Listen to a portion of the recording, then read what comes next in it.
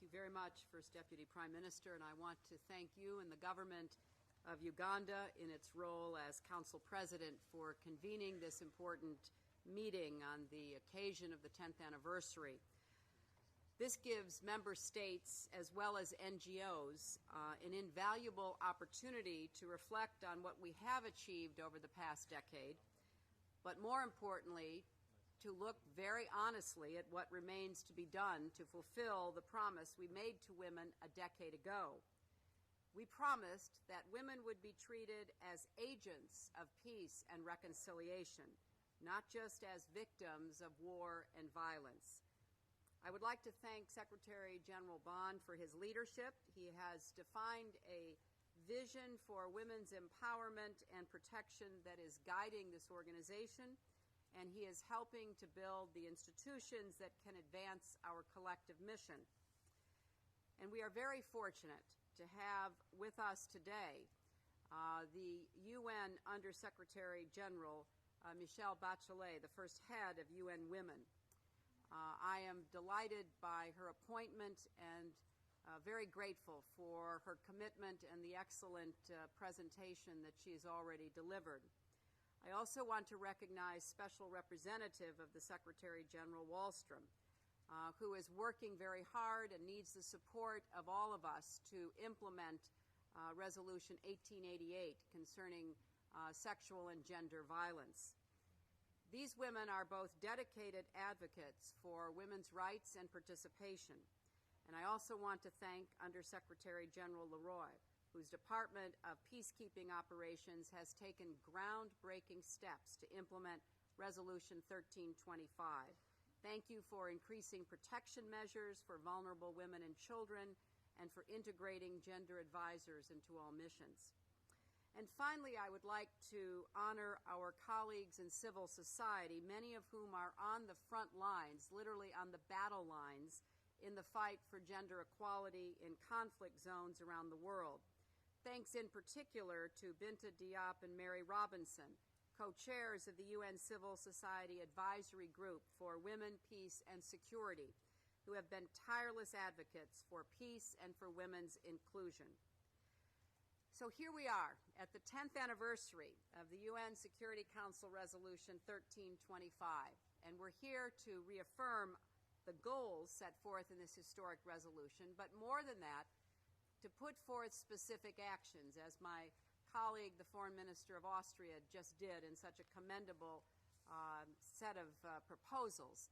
The only way to achieve our goals, to reduce the number of conflicts around the world, to eliminate rape as a weapon of war, to combat the culture of impunity for sexual violence, to build sustainable peace, is to draw on the full contributions of both women and men in every aspect of peacemaking, peacekeeping, and peace building. Now, women's participation in these activities is not a nice thing to do.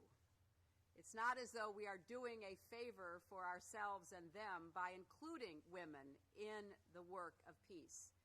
This is a necessary global security imperative.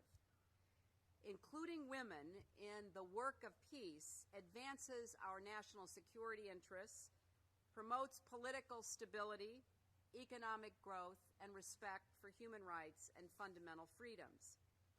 Just as in the economic sphere, we cannot exclude the talents of half the population, neither when it comes to matters of life and death can we afford to ignore, marginalize, and dismiss the very direct contributions that women can and have made.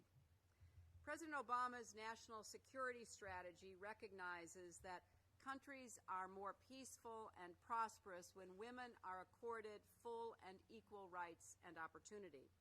When those rights and opportunities are denied, countries lag behind.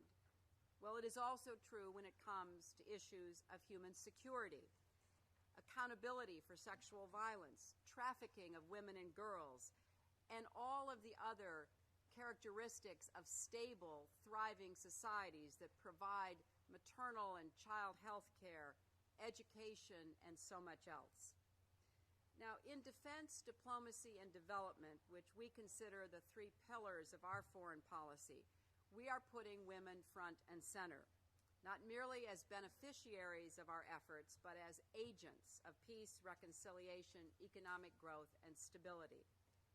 In Afghanistan, for example, our diplomatic efforts have been rooted in the notion that respect for the rights of women, as protected in the Afghan Constitution, is an essential element of democracy and stability.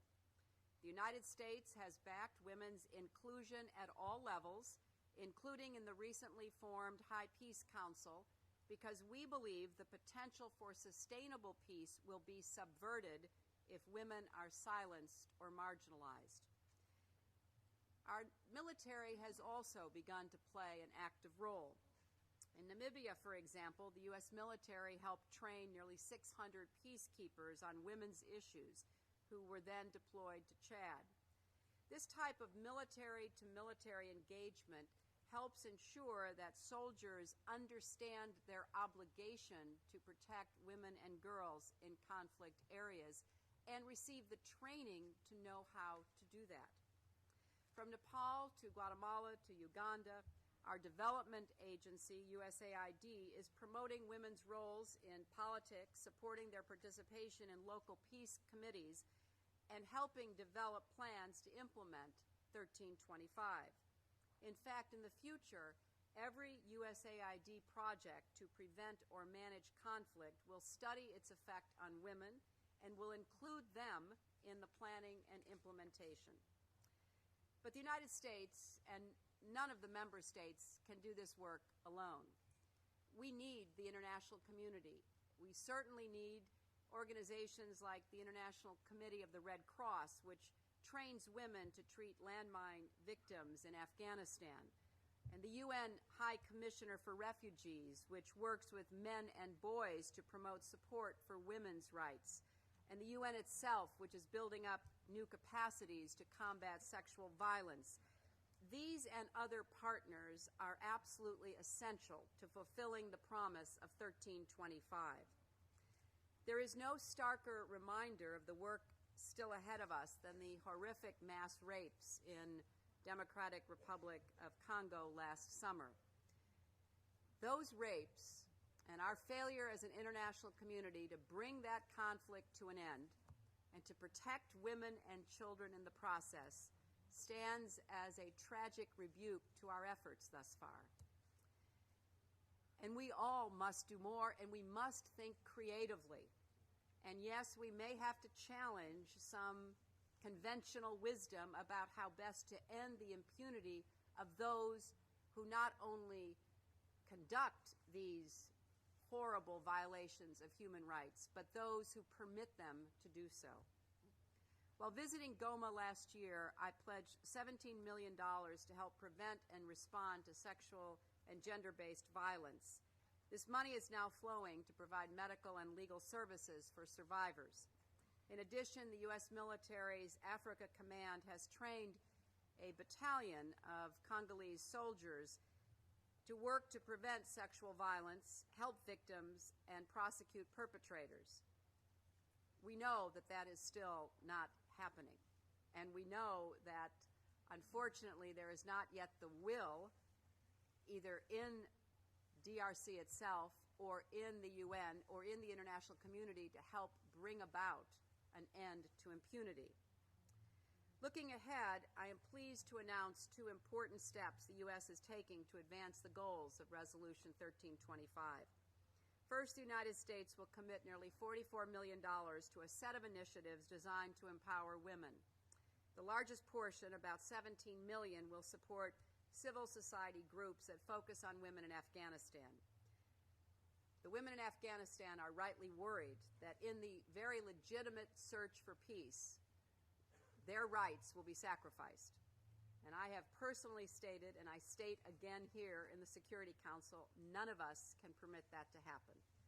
No peace that sacrifices women's rights is a peace we can afford to support. $14 million will also go to non-governmental organizations working to make clean water more available in conflict zones, because in these areas, when women and girls go looking for water, they are at higher risk of being attacked. Similarly, I had the honor of announcing the Global Alliance for Clean Cook Stoves last month, another initiative that by our support can protect women who will not have to go out seeking firewood or other forms of fuel if we can revolutionize the way they're able to cook food for their families. Another $1.7 million will help fund UN activities, including Special Representative Wallstrom's office, and $11 million will help expand literacy, job training, and maternal health services for refugee women and girls. In addition to this new funding, our second step will be to develop our own national action plan to accelerate the implementation of Resolution 1325 across our government and with our partners in civil society. And to measure progress on our plan, we will adopt the indicators laid out in the Secretary General's report.